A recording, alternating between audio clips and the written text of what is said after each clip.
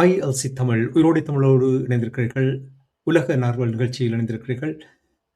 பிரித்தானியாவிலிருந்து போரியல் ஆய்வாளர் அரசு அவர்கள் இணைகின்றார். வணக்கம் அரசு அவர்களே. வணக்கம் நானே அனைத்துலக உயிரோடை தமிழ் உறவுகளுக்கு அன்பு எழுந்த வணக்கம்.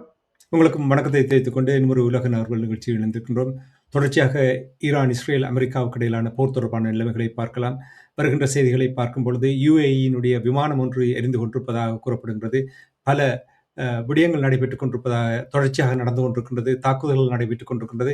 வழமை போல் நீங்கள் களத்தில் எவ்வாறு இருக்கின்றது என்பதை கூறுங்கள். உண்மைதான், தாக்குதல் மிக தீவிரமாக ஒவ்வொரு நாளும் அதே தீவிரத்துடன் தான் நடைபெற்றுக் கொண்டிருக்கின்றது. 55வது அலையை காலையில் செய்தார்கள் என்று கூறினார்கள் ஈரான் IRGC. இப்போது 56வது அலையை தாக்குதல்கள் இடம்பெற்றுக் கொண்டு வருவதாக கூறப்படுகிறது. டெல் அவிவ், பென் குரியன் வான்படை நிலையம், ஜெருசலம் போன்ற பகுதிகளுக்கு மேலால் ஏவுகணைகள் மேலால் செல்வதையும் வீழ்ந்து வெடிப்பதையும் பார்க்கக்கூடியதாக இருக்கின்றது. இந்த தாக்குதல்களில் 3 பேர் டெல் அவிவ் பகுதியில் காயமடைந்ததாக இஸ்ரேலில் கூறப்படுகின்றது. அதே நேரம் வைநெட் என்ற மீடியா, அது இஸ்ரேலின் ஊடகம், அது தெரிவித்திருக்கிறது மினிஸ்டர் ட்ரிஃப்ட் ஸ்ட்ரோக் என்ற அமைச்சர் அவரின் மகள் இறந்திருப்பதாக கூறப்படுகிறது. எப்போது நடந்த தாக்குதல் என்று போடவில்லை, அவரின் மகள் இறந்ததாக கூறப்படுகிறது. அதே சமயம் ஈராக் பகுதியில் உல்யா அல் டாம் பிரிகேட் என்று சொல்கின்ற ஈரான் ஆதரவு பிரிகேட் படையினர் ஷாஹித் 101 என்றது, ஈரான் ஷாஹித் 136, இது 136, இது ஷாஹித் 101 என்ற விமானத்தின் மூலம் தாங்கள் எவ்வாறு இந்த தாக்குதல்களை ஈராக்கில் வெற்றிகரமாக நடத்துவதாக காணொலி ஒன்றை வெளியிட்டிருக்கிறார்கள். ஏபில் பகுதியில் அவர்கள் நடத்திய தாக்குதலையும் அதில் போட்டிருக்கிறார்கள். அதே நேரம் FPV என்ற ஒரு தாக்குதல் விமானம், ஆள் இல்லாத தாக்குதல் விமானம், அந்த விமானம் ஈராக்கில் இருக்கிற விக்டோரியா தளத்துக்குள் உள்ளுக்குள் வச்சு இலகுவாக ஊடுருவி எல்லா இடத்தையும் படம் பிடிச்சு அப்படியே போடுவார். அது நீங்கள் இந்த ட்விட்டர் தளங்களில் பார்க்கலாம். என்று சொன்னால் அங்கு எங்க வாகனங்கள் அடுக்கி நிற்பது, அந்த எல்லா இடத்தையும், என்னென்ன வாகனங்கள், என்னென்ன இடங்கள், எல்லாவற்றையும் படம் பிடித்து போட்டிருக்கிறது. போட்டுட்டு தாக்கியும் இருக்கின்றது. அப்படியான ஒரு ஃப்ரீயாக அதை கூறுகிறார்கள், இலகுவாக அவர்கள் உள்ளுக்கு செல்கிறார்கள் என்று சொல்லப்படுகிறது. அதே நேரம் நியூயார்க் டைம் ஒரு தகவலை வெளியிட்டிருக்கிறது. சவுதி அரேபியா ட்ரம்பிடம் இரகசியமாக கூறியிருக்கிறதாம் ஈரானை தொடர்ந்து கடுமையாக தாக்க சொல்லி என்று நியூயார்க் டைம் ஒரு செய்தியை வெளியிட்டிருக்கிறது. அதே நேரம் ஈராக்ல பிரித்தானியாவின் ஒயில் ஃபீல்டான மைனூன் என்ற எண்ணெய் வயல் இன்று தாக்கப்பட்டு அது எரிவதாக கூறப்படுகிறது. அதே நேரம் குஜராத் பகுதியில் இருக்கின்ற துபாயின் எண்ணெய் தளமும் UAE எண்ணெய் வயலும் இன்று காலை தாக்கப்பட்டிருந்தது. அதே சமயம் காலை துபாய் விமான நிலையம் தாக்கப்பட்டிருந்தது. அதனால் விமானங்கள் முற்றாக நிறுத்தப்பட்டிருந்தன. பிறகு பார்த்தீங்கள் என்று சொன்னால் ஷா ஒயில் ஃபீல்ட் என்றது எண்ணெய் வயல் துபாயின் அதுவும் கடுமையாக தாக்கப்பட்டிருக்கின்றது. அதே நேரம் UAE ஒரே ஒரு விமானம், அது மத்திய கிழக்கிலேயே ஒரு விமானம் தான் நின்றது, சாப் குளோபல் ஐ என்று சொல்கின்றது. சுவிஸ் நாட்டின் அந்த தயாரித்த விமானம், உளவு விமானம். அந்த விமானத்தின் பெறுமதி $1 பில்லியன் என்று கூறுகிறார்கள். ஒன்றுதான் மத்திய கிழக்கிலேயே நின்றது, அது UAE நின்றது. அதை ஷாஹித் 136 ட்ரோனால் என்று தாக்கி அழித்திருக்கிறார்கள். அந்த விமானம் முற்றாக அழிந்ததாக கூறப்படுகின்றது. அதே நேரம் டொமஹாவ் ஏவுகணைகளை அமெரிக்கா தொடர்ச்சியாக பாவித்துக் கொண்டு வருகின்ற நிலையில் முதல் 72 மணி நேரத்துக்கிடையே 6 மாதம் உற்பத்தி செய்யக்கூடிய ஏவுகணைகளை முடித்து விட்டதாக கூறப்படுகின்றது. நீங்கள் அதே சமயம் ஈரான் பகுதியில் பார்த்தீர்கள் என்று சொன்னால் ஈரான் பகுதியிலும் தொடர்ச்சியாக தாக்குதல்கள் இடம்பெற்றுக் கொண்டிருக்கின்றன. அங்கு கிட்டத்தட்ட, அதாவது அங்கு இடம்பெற்ற தாக்குதல்களில் ஒரு இடத்தில் இடம்பெற்ற தாக்குதலில் மட்டும் 12 சிறுவர்கள் பலியாகினதாக கூறப்படுகின்றது. அதே சமயம் ஈரான் தான் கிட்டத்தட்ட 500க்கும் மேற்பட்ட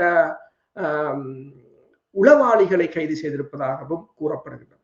அதே சமயம் ஈரான் அரச தலைவர் பயன்படுத்துகின்ற ஏர்பஸ் 340 என்ற ஏர்பஸ் விமானம், அந்த ஏர்பஸ் விமானத்தை தாக்கி அளித்திருக்கிறது இஸ்ரேல். அதை தாக்கிவிட்டு அவர்கள் அதை பெருமையாகவும் கூறியிருக்கிறார்கள். தாங்கள் அரசு தலைவற்ற விமானத்தை தாக்கி விட்டோம் என்று. அந்த தாக்குதல் நடந்த சில மணி நேரத்துக்கு UAE சாப் குளோபல் ஐ விமானம் தாக்கப்பட்டு விட்டது. துல்லியமாக உடனுக்குடனே பதிலை வழங்கி கொண்டிருக்கிறார்கள் என்னும்போது இந்த போர் மிகப்பெரிய ஒரு ஆச்சரியமாகத்தான் இருக்கிறது. ஏர்பஸ் கிட்டத்தட்ட 300 மில்லியன் 350 மில்லியனா இருக்கலாம், இது 1 பில்லியன் தாக்கி அளித்திருக்கிறார்கள் உடனடியாகவே. இஸ்ரேலின் பாதுகாப்பு அமைச்சர் இப்பவும் கூறுகிறார்கள் என்றால், ஏன் ஈரான் மக்கள் இன்னும் கிளர்ந்து எழவில்லை, அவர்கள் கிளர்ந்து எழுந்து ஈரான் ஆட்சியை பிடிக்க வேண்டும் என்று கூறியிருக்கின்றார். அதே நேரம் ஈரான் நாடாளுமன்ற பேச்சாளர் கூறியிருக்கிறார் என்று சொன்னால், இந்த கடந்த 2 வாரத்துக்கு ட்ரம்ப் 9 தடவை வெற்றியை கொண்டாடி இருக்கிறார் என்று, 9 தடவை தான் வெற்றி பெற்று விட்டதாக கூறியிருக்கிறார் கடந்த 2 வாரங்களில் என்று அவர் கூறியிருக்கின்றார். அதே சமயம் UAE ADNOC என்ற அட்னோக் என்ற எண்ணெய் உற்பத்தி நிலையம் தனது உற்பத்தியை மூடி இருப்பதாக கூறப்படுகின்றது. நீங்கள் சொல்லும் பொழுது அமெரிக்கா 9, ஈரான் 0 என்றுதான் அந்த முடிவு இருக்கின்றது போல் இருக்கு, 9-0 என்று போல் இருக்கின்றது. சரி, ஒரு விடயம் நீங்கள் கூறுகின்ற விடயங்களை அவதானிக்கும் பொழுது இன்னும் ஒரு விடயம் ஒன்று உங்களிடமிருந்து கேட்டு அறிய விரும்புகிறேன். UAE மீது ஈரான் தொடர் தாக்குதலை நடத்துவதற்கு ஏதோ ஒரு காரணம் இருப்பது போல் இருக்கு. மத்திய கிழக்கு நாடுகளில் பல நாடுகள் இருக்கின்றது. ஆனால் UAE குறிவைத்து இங்கே ஒரு நடந்த சில சம்பவங்களை சுட்டிக்காட்டுவதற்காக, பாடம் கற்பிப்பதற்காக தாக்குதல் நடத்துவது போல் தெரிகிறது. நீங்கள் நிச்சயமாக இதுக்கு சுழியோடி இருப்பீர்கள். என்ன நடக்கின்றது அறியும் கூறுங்கள். உண்மைதான். UAE ஈரானுக்கு முதுகில் குத்திய ஒரு நண்பன், அதுதான் ஒரு வரி சுருக்கம்.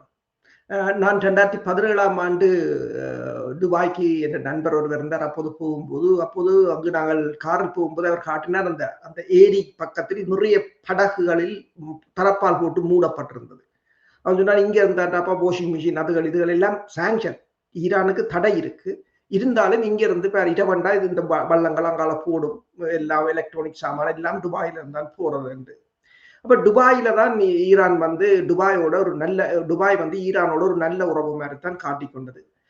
துபாய்க்குள்ளதான் சில டிரான்சாக்ஷன்களை அவங்க செய்ய முடியாது தடையால. அப்ப டிரான்சாக்ஷன் எல்லாத்தையும் துபாய்க்குள்ளால தான் செய்கிறது. துபாயில தான் கூடுதலான காசு ஈரான் இருந்தது. ஆனால் UAE என்ன செய்தது என்று சொன்னால், ஈரானுக்கு விசுவாசமாக இருந்ததை விட அமெரிக்காவுக்கும் இஸ்ரேலுக்கும் விசுவாசமாக இருந்தார்கள். இந்த டிசம்பர் ஜனவரியில ஒரு போராட்டம் நடந்தது, உங்களுக்கு தெரியும். பொருளாதாரத்தை வீழ்த்தினார்கள், ஈரான் பொருளாதாரத்தை வீழ்த்தினார்கள். அந்த பொருளாதாரத்தை வீழ்த்தியதில் முக்கிய பங்காளியாக இருந்தது UAE. ஈரானுக்கும் அது தெரியும், அதை பேசாமல் விட்டுவிட்டது. அன்று அந்த ஈரான் அரசு கவர்ந்திருக்க வேண்டும். அவ்வளவு அதாவது எக்கனாமிக்கலா ஈரானை அடிப்பதற்கு அமெரிக்காவால் இயலாது. ஈரானின் நண்பனை வைத்துத்தான் குத்தினார்கள். நண்பன் சொல்ல முடியாது, ஒரு நட்பாக இருந்தார்கள், அப்படி சொல்லலாம். நண்பர் உதவி. ஆனால் அன்று ஈரான், உங்களுக்கு தெரியும், அந்த கலவரம் மிகப்பெரிய, கிட்டத்தட்ட ஈரான் காவல்துறையினரை 300 பேர் கொல்லப்பட்டார்கள். அப்படி, அதாவது தன்னுடன் பழகி தனது பணத்தை எல்லாத்தையும் அங்கு எடுத்து அந்த பணத்தை கொண்டே தன்னை ஒரு நிதி நெருக்கடிக்கு உள்ளாக்கி ஒரு உள்ளக கலவரத்தின் மூலம் ஆட்சியை கவுக்க முற்பட்டதுதான் இந்த UAE. அதுதான் நான் இதில் ஆரம்பத்திலே சொன்னேன், இது அதாவது முதுகில் குத்திர நண்பன் என்று சொல்லி. அதுக்கான பதிலை இப்போது ஈரான் தெளிவாக வழங்கி கொண்டிருக்கின்றது. இன்று போட்டிருக்கிறார்கள், UAE பங்கு சந்தை இந்த போர் தொடங்கியதிலிருந்து இன்று வரையிலும் 20% வீழ்ந்து விட்டது. இன்று ஒருவர் எழுதியிருக்கிறார், ரியல் எஸ்டேட் 35% வீழ்ந்து விட்டது, பங்கு சந்தை 20% வீழ்ந்து விட்டது, எண்ணெய் உற்பத்தி 60% வீழ்ந்து விட்டது, சுற்றுலாத்துறை கிட்டத்தட்ட 70-80% முடங்கிவிட்டது, விமான போக்குவரத்து 70% முடங்கிவிட்டது. என்ன இருக்கிறது உங்களிடம் என்று எழுதியிருக்கிறார் துபாயில்.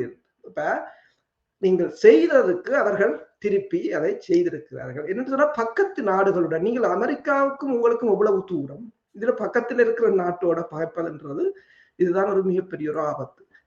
அடிக்கடி நீங்கள் கூறுவது என்னுடைய மனதில் பதிந்திருக்கின்றது, அயல் நாடுகளோடு நேசமாக இருக்க வேண்டும், நட்பு நாடுகளாக இருக்க வேண்டும். நீங்கள் அடிக்கடி நாங்கள் வேறு நாடுகள் தொடர்பாக பேசும்பொழுது கூறுவீர்கள். இப்ப நீங்கள் UAE தொடர்பாக கூறும் பொழுது இன்னொரு சம்பவத்தை அறிந்தேன். அதாவது எண்ணெய் வயல் எரிந்து கொண்டிருப்பதாக கூட அறியக்கூடிய இருக்கின்ற. இது தொடர்பாக என்ன அறிந்தீர்கள்? உண்மைதான். இந்த ஃபெஜுரா என்ற எண்ணெய் வயல் மிகப்பெரிய ஒரு எண்ணெய் வயல். அதுல அது இருக்கின்ற துறைமுகமும் வந்து மிகப்பெரிய ஒரு துறைமுகம். நாங்கள் முதலே பேசியிருந்தோம்.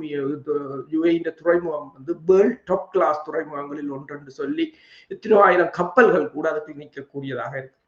ஆனால் அது இப்ப 2வது 3வது தடவை என்று இப்போதும் அந்த எண்ணெய் குதங்கள் மீது விழுந்து வெடிக்கின்றது. விழுந்து வெடித்திருக்கின்றது இந்த ஆள் இல்லாத தாக்குதல் விமானம். அது பற்றி எரிகின்றது. இப்ப கிரீஸ் சொல்கின்றது தான் கிட்டத்தட்ட தன்னிட்ட இருக்கிற பேட்ரியாட் PAC-2 என்ற பேட்ரியாட் வகை ஏவுகணைகளில் 25% இந்த பஹ்ரைனுக்கு கொடுத்து விட்டேன்.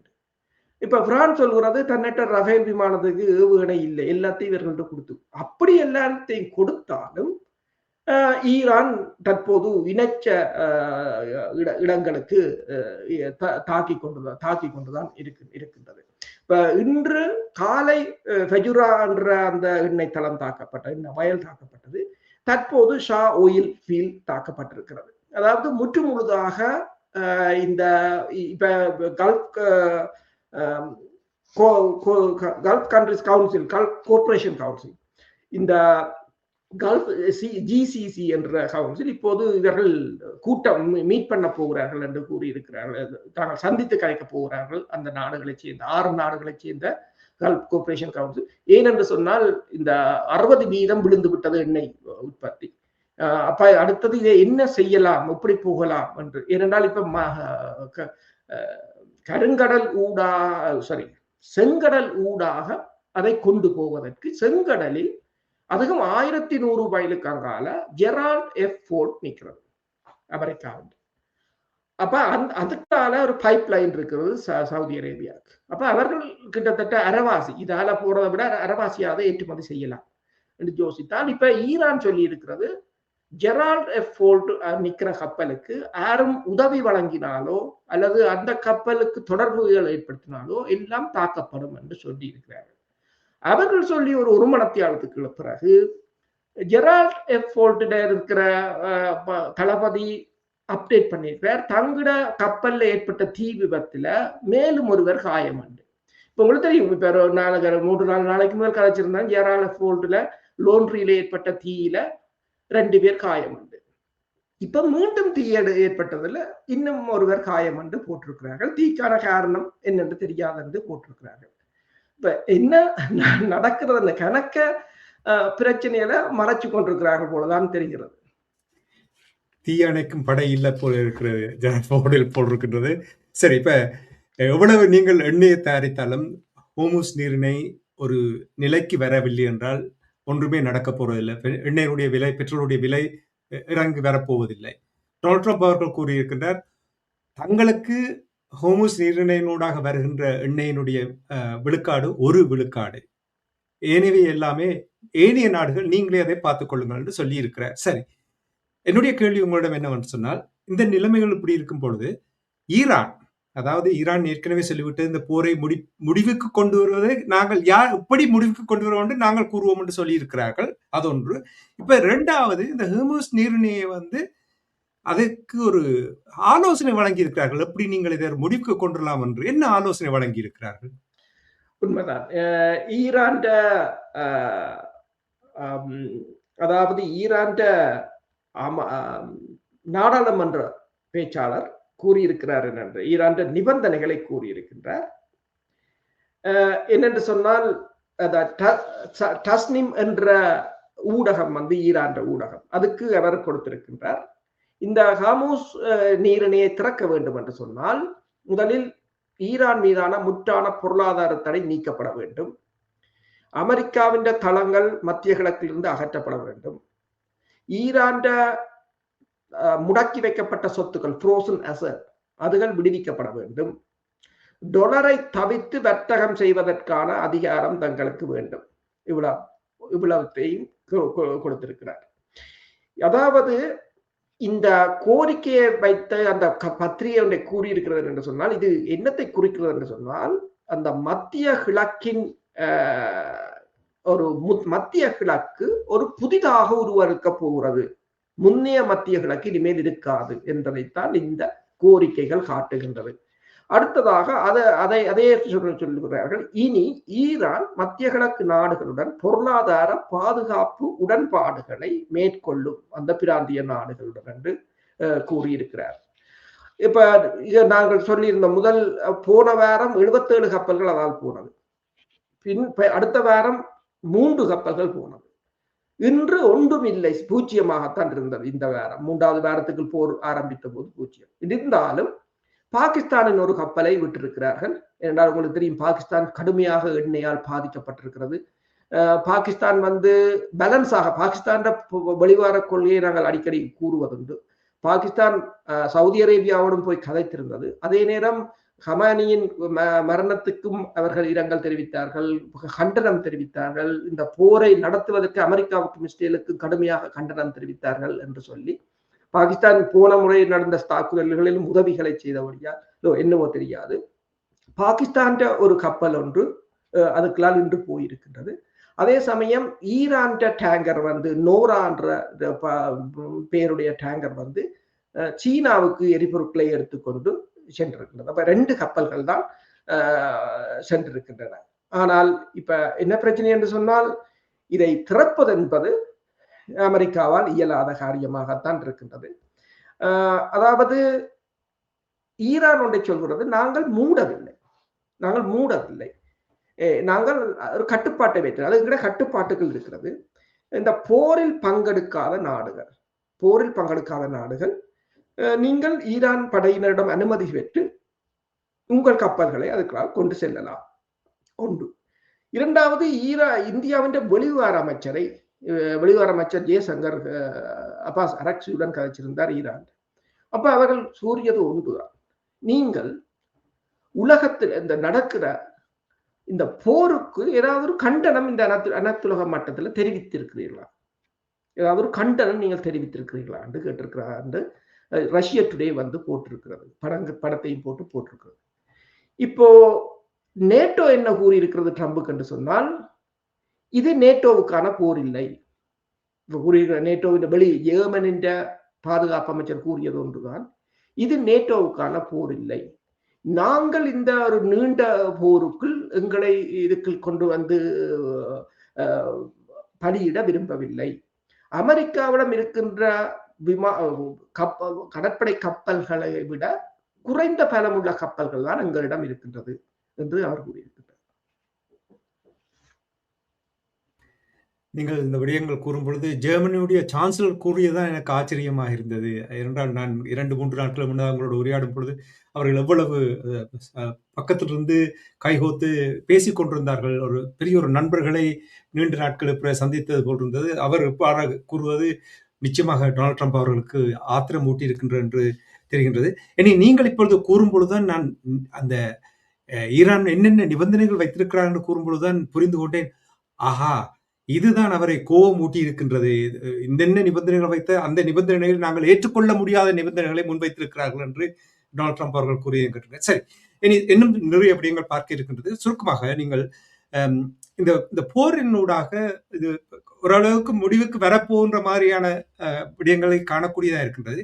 போப் லியோ அவர்களும் கூட எச்சரித்திருக்கின்றதாக செய்திகளை பார்க்கக்கூடியதாக இருக்கின்றது. இந்த எச்சரிப்பு தொடர்பாக நீங்கள் கூறுங்கள், என்ன நடந்தது? உண்மைதான். என்னென்று சொன்னால், அதாவது அமெரிக்காவின் போர்த்துறை அமைச்சர் பீட் ஹெசட் ஒன்றை கூறியிருந்தார், இந்த போர் சாங்ஷன் ஆஃப் கோட் என்று, கடவுளின் போர் என்று. அப்ப கடவுளால் நிர்பந்திக்கப்பட்டது என்ற மாதிரி தான். அப்ப அதற்கு போப் லியோ இன்று அதாவது பாப்பரசர் கண்டனத்தை தெரிவித்திருக்கிறார். இந்த போரை கண்டித்திருக்கிறார், ஈரான் மீதான இஸ்ரேல் அமெரிக்க போரை கண்டித்திருக்கின்றார். மதத்தின் பெயரால் தமது படுகொலைகளுக்கு நியாயப்படுத்துபவர்களை ஏற்க முடியாது என்று கூறியிருக்கின்றார். இறைவனை ஒருபோதும் இருள் மறைக்காது என்றும் அவர் கூறியிருக்கின்றார். அதாவது அந்த குழந்தைகள் இறந்தது, இப்ப குழந்தைகளை கூட அந்த எல்லாம் 6 வயசும் 12 வயசும் உள்ள சிறிய குழந்தைகள். அதே போலதான் இலங்கை கடற்பரப்பில் வைத்து கொல்லப்பட்ட கடற்படையினர் ஒரு மோதல் இல்லாமல் கொல்லப்பட்டது. இன்றும் கிட்டத்தட்ட 1400க்கும் மேற்பட்ட மக்கள் கொல்லப்பட்டிருக்கிறார்கள். ஐக்கிய நாடுகள் சபையே கூறியிருக்கின்ற எத்தனையோ வைத்தியசாலைகள் அளிக்கப்பட்டிருக்கின்றன, வங்கிகள் அளிக்கப்பட்டிருக்கின்றன. இப்ப இவற்றையெல்லாம் அழித்து விட்டு நீங்கள் கடவுளை ஒரு காரணமாக கொண்டு வர முடியாது என்றது. இப்ப நாங்கள் வேற இந்தியாவோ வெவ்வேறு நாடுகளோ இப்ப தமிழ் அமைப்புகளோ நாங்கள் ஏன் சொல்லுவோம், நீங்கள் பொதுமக்கள் இறக்கும் போது அது அமெரிக்காவில் இருந்தாலும் சரிதான், இந்தியாவில் இருந்தாலும் சரிதான், பாகிஸ்தான் இருந்தாலும் சரிதான், பங்களாதேஷில் இருந்தாலும் சரிதான், அதுக்கு நாங்கள் குரல் கொடுக்கத்தான். 1995களில் சந்திரிகா ஆபரேஷன் சூரிய கதிர் நடவடிக்கைக்கு முதல் முன்னோக்கி பாய்தல். அப்ப இந்த சின்ன தங்கச்சி அவள் சின்ன அவளுக்கு கிட்டத்தட்ட 8-9 வயசு இருக்கு. பிளேன் அப்ப அடிக்கும். அப்ப புக்காரா சுட்டா பிறகு சைனாண்ட F7 தான் கொண்டு வந்தவங்க. அது வட்டேக்கே பயங்கர சத்தமா இருக்கு. சத்தம் வந்து அவளை காண கிடையாது. நாங்கள் தேடித்தான் பார்க்குறோம். எங்கேயா குரோட்டன் அல்லது புல்லு பத்தைக்கு தான் கிடந்து ஊத்தி கொண்டு வரோம். அப்ப நான் சொல்லுவேன், அங்கதான் இவ்வளவு குண்டு, நீ ஏன் அங்க ஓடுற? அப்படி கதை அந்த அலறி கொண்டு அந்த குழந்தைகள் ஓடுறது. நாங்களும் அந்த போருக்கு இருந்தால் வந்துறாங்க. அப்ப அந்த குழந்தைகள் நாங்கள் செத்தது 6 வயசுல இருந்து 16 வயசு பிரைமரி ஸ்கூல், 12 பிள்ளையர், 12 டீச்சர்ஸ், 170 பிள்ளையர். அப்ப இதை நியாயப்படுத்துவதை வந்து போப் வந்து பார்த்து கொண்டிருக்க முடியாம அவர் சொன்ன கருத்து வந்து ஒரு நல்ல ஒரு கருத்து. நன்றி. நிச்சயமாக இவர்கள் தப்பித்து ஓட விடக்கூடாது என்பதற்காகத்தான் அவர் அதை கூறியிருக்கின்றார் தெரிகின்றது. நன்றி. இனி நாங்கள் டொனால்ட் ட்ரம்ப் அவர்களுடைய ஊடக சந்திப்பு தொடர்பாக பார்த்துத்தான் ஆக வேண்டும். இந்த இன்றைய ஊடக சந்திப்பு பொழுது கூறினார், 30 கன்னிவெடி அகற்றும் கப்பல்களை அழித்தொழித்து அது கடலுக்கு கீழே போய் இருக்கின்றது என்று சொல்லியிருக்கின்றார். அது மட்டுமில்லாமல் நிறைய நாடுகள் மீது இந்த ஹோர்முஸ் நீரிணையை பாதுகாப்பதற்கு அழைத்தவர்கள் பலர் வருவார்கள் என்று சொல்லியிருக்கிறார்கள். ஆனால் என்று திக்குமுக்கி ஆடினார். கடைசியா சொன்னார், யூகே கியஸ்டாமா அவர்களை நான் பார்த்து கொண்டுதான் இருக்கின்றேன் என்று அவருக்கும் ஒரு எச்சரிக்கை விடுத்திருக்கின்றார். டொனால்ட் ட்ரம்ப் அவருடைய ஊடக சந்திப்பு தொடர்பாக நீங்கள் அவதானித்த விடயங்களை கூறுங்கள். உண்மையான ஒரு மிகவும் ஒரு பார்த்து கொண்டிருந்தால் சில சமயங்களில் ஒரு பரிதாபமாகவும் இருக்கு. ஆனால் அப்படி என்றால் இந்த உலகம் அவற்ற உலகம் இப்ப உலகம் நடக்கிறது என்ன, நீ கொல்ல வேண்டும், இல்லை என்றால் கொல்லப்படுவார். அதே மாதிரி தான் நடந்து கொண்டு போறது. அப்ப இதுல பாவமும் பார்க்க முடியாது. ஆனால் அவர் கதைக்கிறத பார்த்தால் அது அந்த பாடி லாங்குவேஜும் வந்து இப்ப கூடுதலா ஒரு சோர்வு, முந்தியண்டா ஒரு அப்படி எப்படி நிற்பார் ஒரு கம்பீரமாக, இப்ப அது அதெல்லாத்தையும் பார்க்க முடியவில்லை. இப்ப அவர் சொன்னார் கதையில பார்த்தா இப்ப காக்தீவு நாங்கள் தாக்குதல் நடத்தினாங்க. நாங்கள் மிலிட்டரி இன்ஸ்டலேஷன் படை கட்டமைப்புகளைத்தான் தாக்கினாங்கள். நாங்கள் எண்ணெய் பைப்பில் நாங்கள் கை வைக்கவில்லை என்று கூறியிருக்கிறார். அதே போல பல நாடுகள் வரும் என்று தான் எதிர்பார்க்கிறாராம். இப்படியே நாங்கள் பல நாடுகளை கொண்டு வருவோம். ஜப்பான் 195% எண்ணெய்களை காமுசுக்களால் வாங்குகிறது. நாங்கள் 1% தான் வாங்குகிறோம். சீனா 90% வாங்குகிறது. அப்ப அவைகள் வந்து திறக்கலாம் தானே என்று கூறினார். அதே போல சொன்னார், நான் இதுகளை ப்ரிடிக்ட் பண்ணினான் முதலே, இந்த ஹார்முஸ் நீரிணையை வந்து ஈரான் வெப்பன் ஆயுதமாக பயன்படுத்தும். செப்டம்பர் 11 நடந்த தாக்குதல் 2001ஆம் ஆண்டையும் கூட நான் இந்த புத்தகத்தில் எழுதியிருக்கிறேன். எனக்கு இன்னொரு அரச தலைவர் கூறியிருந்தார், என்னென்று சொன்னால் தானும் இப்படி ஒரு நடவடிக்கையை தான் எடுக்க இருந்தவர் என்று சொல்லியிருந்தார். அப்ப நான் எடுத்தது சரிதான் என்ற மாதிரி கூறியிருக்கின்றார். அதே நேரம் இன்னொரு சொல்லியிருக்க, அங்க மக்கள் ஏன் இப்ப போராடுகினம் இல்லை ஈரான் என்றால் அவையிட்ட துவக்கு இல்லை, அரசாங்கத்திட்ட துவக்கு இருக்கு. அதனால அவையல் பிரில்லியண்டா முடிவெடுத்திருக்கிற போல கிடக்கு. மற்றது தாங்கள் உக்ரைன் சண்டையில வந்து தான் நேட்டோவுக்கு தானா உக்ரைன் சண்டையை துவக்கினது.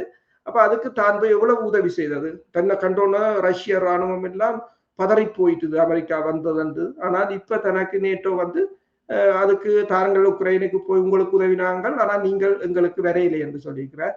சொல்லி போட்டு சொன்னார், ஸ்டாமர் சொல்றாராம், தான் டீமை கேட்டு சொல்றேன், டீமோட டிஸ்கஸ் பண்ணி, டீமோட நீதானே பிரைம் மினிஸ்டர், பிறகு நீ டீமோட டிஸ்கஸ் பண்ணணும் என்று தான் கேட்ட என்று அவர் அந்த அந்த உட சந்திப்புல சொல்லுறாரு என்றால், நீர் தானே பிரைம் மினிஸ்டர், பிரயணத்துக்கு டீமோட பேசணும் என்று. அப்ப என்னென்று சொன்னால் ஒரு நாடும் வர இப்போதைக்கு இப்ப நீங்க பாத்தீங்கன்னு சொன்னால் முந்தி ட்ரம்புக்கு தான் எல்லாரும் போன் எடுப்பாங்க. இப்ப ஈரான் தலைவருக்கு தான் போன் கால் போகுது எல்லா நாட்டிலும் இருந்து. ஈரான் வெளிவார அமைச்சர் தான் எல்லா ஊடகம் தேடுது. ட்ரம்பை தேடுவார் இல்லை. ட்ரம்பா கூப்பிட்டு கதைச்சாலே சரிய தவிர அந்த அப்படியான ஒரு நிலைமை மாற்றமாகி இருக்கின்றது. அதே நேரம் ரஷ்யாவின் அதிபர் வந்து ரஷ்யா சொல்லியிருக்கிறது எதிர்வரும் ஆகஸ்ட் மாதம் வந்து இந்த ஈரான் புதிய ஆன்மீக தலைவருக்கும் பூட்டினுக்கும் இடையில ஒரு சந்திப்பு நடக்கும் என்று அவர்கள் கூறியிருக்கிறார்கள். ஈரானுடைய பிரதமர், ஈரானுடைய அதிபர், பிரான்சினுடைய அதிபர் இமானுவேல் மெக்ரான் அவர்களுக்கு கூறியிருக்கின்றார், ஈரான் ஒருபோதும் மிரட்டல்காரர்களிடம் சரணடையா என்று. அந்த ஆரம்பத்தில் போர் நடந்த பொழுது எல்லாரும் ஆயுதத்தை கீழே வைத்துவிட்டு சரணடையுங்கள் என்று கூறினார்கள். இப்பொழுது அந்த கதைகளை இதுவரையில் காண, அப்படின்றால் நான் நினைக்கிறேன் எல்லா இராணுவத்தினரையும் நொறுக்கி விட்டார்கள் போல் இருக்கின்றது போல் தான் தெரிகின்றது. சரி, இனி அரசு நாங்கள் நிகழ்ச்சி என்று கொண்டு வர சுருக்கமாக 2 விடயங்கள் பார்க்க இருக்கின்றது. ஒன்று வந்து ஈரானுடைய வெளிவார அமைச்சர் அபாஸ் அரக்ஷி அவர்கள் சமீபத்தில் நீண்ட சந்திப்புகளை நடத்தி தங்களுடைய பக்கத்திலிருந்து விளக்கங்களை தெரிவிக்கின்றார். நீங்கள் குறிப்பாக அவதானித்த ஓரிரு விடயங்களை எங்களுடைய உறவுகளோடு பகிர்ந்து கொள்வீர்களா? உண்மைதான். அபாஸ் அரக்சி கூறியிருக்கிறார், அமெரிக்க ஊடகங்கள் தொடர்ச்சியாக தாங்கள் போர் நிறுத்தத்துக்கு அழைப்பு விடுவதாக தெரிவித்துக் கொண்டிருக்கிறார்கள். ஆனால் தாங்கள் ஒருபோதும் அப்படி அழைப்புகள் விடுக்கவில்லை. தங்களுக்கு அது தேவையும் இல்லை. தாங்கள் இப்போது போர் நிறுத்தத்தை செய்வதாகவும் இல்லை. இந்த போர் தொடங்கிய போது ட்ரம்ப் கூறியிருந்தார் நிபந்தனையற்ற சரணடைவை ஈரான் மேற்கொள்ள வேண்டும் என்று சொல்லி. ஆனால் 12 நாள் கூட முடியவில்லை. இப்போது அவர் கூறுகிறார் நிபந்தனையற்ற போர் நிறுத்தத்துக்கு தான் வர தயார் என்று கூறியிருக்கிறார் என்று அப்பாஸ் கூறியிருக்கின்றார். அதே நேரம் அவர் ஒன்றை கூறுகிறார் என்று சொன்னால், தாங்களை பொறுத்தவரையில் தாங்கள் இந்த அமைதி முயற்சியிலிருந்து வெளியேறவில்லை. தாங்கள் அதில் இப்போதும் இருக்கிறோம். அதை குழப்பியவர்கள் அமெரிக்காவும் இஸ்ரேலும் தான். அப்ப அமெரிக்கா அதற்குரிய பதிலை தங்களுக்கு வழங்க வேண்டும். மற்றது இந்த உலக நாடுகளையும் அவர்கள் ஒன்றை கேட்டிருக்கிறார் என்று சொன்னால், உலக நாடுகள் இப்போது நடைபெறுவதை நீங்கள் வெளியில் வாயை திறந்து நீங்கள் கதையுங்கள். ஐக்கிய நாடுகள் சபையிலேயோ அல்லது மனித உரிமைகள் அமைப்புகளாக இருந்தாலோ அல்லது அனைத்துலக மட்டத்திலேயோ நீங்கள் யார் தாக்கினதுன்றது உங்களுக்கு தெரியும் தானே என்ற தொனியில் தான் பேசியிருக்கின்றார். அதே நேரம் ட்ரம்ப் கூறியிருந்தார், இந்த புதிய ஆன்மீக தலைவர் படுகாயமடைந்து விட்டார், சிலவளை இறந்திருக்கலாம், சில சமயங்களில் அவருக்கு ஒரு கால் இல்லை என்று கூட கூறியிருந்தார். ஆனால் அப்பாஸை பொறுத்தவரையில் அவர் கூறுகிறார் அவர் குணமடைந்து வருவதாகவும் அவர் தனது பணியில் இருப்பதால் அவர் இது தொடர்பாக அவர் வெளியில் வர வேண்டும், பேச வேண்டும் என்று இல்லை. மற்றது அவர்களுக்குரிய பிரச்சனை என்னவென்று சொன்னால், வெளியில் வந்தால் தாக்கப்படலாம் என்ற ஒரு பிரச்சனையும் இருக்கின்றது. எந்த நேரமும் தாக்கப்படலாம் என்ற ஒரு பிரச்சனையும் இருக்கின்றது. ஆனால் அப்பாஸை பார்த்தீர்கள் என்று சொன்னால், நீங்கள் பெருமளவான ஊடகங்கள் அவற்ற நேர்காணல்கள் அடிக்கடி வெளிவந்து கொண்டுதான் இருக்கின்றன. நிறைவாக அரசர்களே, உங்களுக்கு தெரியும், இந்த இலங்கை கடற்பரப்பில் வைத்து ஈரானுடைய கப்பலை தாக்கியது அமெரிக்கா. அப்பொழுது 84 பேர் இறந்திருந்தார்கள். அவர்களை ஈரானுக்கு அந்த 84 பேருடைய உடலங்களையும் ஈரானுக்கு அனுப்பியிருக்கிறார்கள். இன்று, அதாவது திங்கட்கிழமை அன்று இறுதிச் சடங்கு நடைபெற்றிருக்கின்றது. இது தொடர்பாக சுருக்கமாக கூறுங்கள். உண்மைதான். என்று சொன்னால் அந்த 84 பேர், கிட்டத்தட்ட 104 பேர் இறந்தது. 20 பேரின் சடலங்கள் எடுக்கப்படவில்லை. மீதி 84 பேரின் சடலங்களும் ஈரானுக்கு கொண்டு போய் செல்லப்பட்டிருக்கிறது. இலங்கை அரசு அதனை அனுப்பியிருந்தது. தற்போது அவர்கள இறுதி கிரிகைகளை இன்று டெஹ்ரானில் அதை வைத்திருந்தார்கள். அந்த காணொளிகளும் வெளியாகி இருந்தன. கிட்டத்தட்ட 84 பெட்டிகள் அடக்கப்பட்டிருக்கின்றன. பெருமளவான மக்கள் அதில் அஞ்சலி செலுத்துவதை காணக்கூடியதாக இருக்கின்றது. மிகுதி 32 பேர் இலங்கையில் தான் இருக்கிறார்கள் என்று நினைக்கிறேன். ஆனால் அவர்களை அமெரிக்கா அனுப்ப வேண்டாம் என்று கூறினாலும் அவர்கள் 32 பேர் இல்லை. பிறகு மற்ற கப்பலில் இருந்து மீட்கப்பட்ட 200 பேர் கிட்ட இருக்கிறார்கள். இந்த 84 பேருக்கான சில ஊடகங்கள் போடுகின்றன. அந்த மரணத்துக்கான பதிலை அமெரிக்கா வழங்க வேண்டும் என்று ஈரான் கூறியிருக்கின்றது. அதை அவர்கள் முதலே கூறியிருந்தார்கள். அதாவது ஒரு மிலான் 2006 என்ற ஒரு இராணுவ எக்ஸசைஸ், அது ஒரு விழாவுக்கு போறவர்கள் தான். அவர்கள் எந்த விதத்திலும் தாக்குதலுக்கு போகவில்லை என்று கூறியிருந்தார். நன்றி அரசர்களே. நாங்கள் நிகழ்ச்சி ஒன்றை கொண்டுள்ளோம்.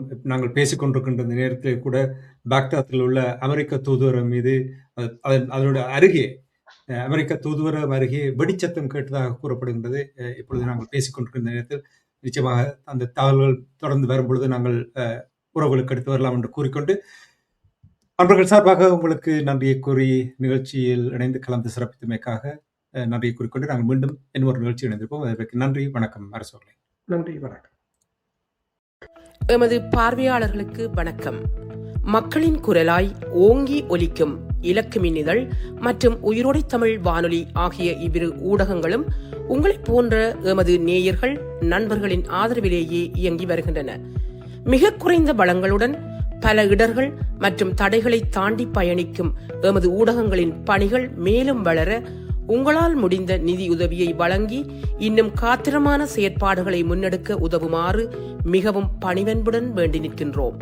உங்கள் பங்களிப்பு உங்களின் உரிமை குரலாய் ஓங்கி ஒலிக்கும். நன்றி.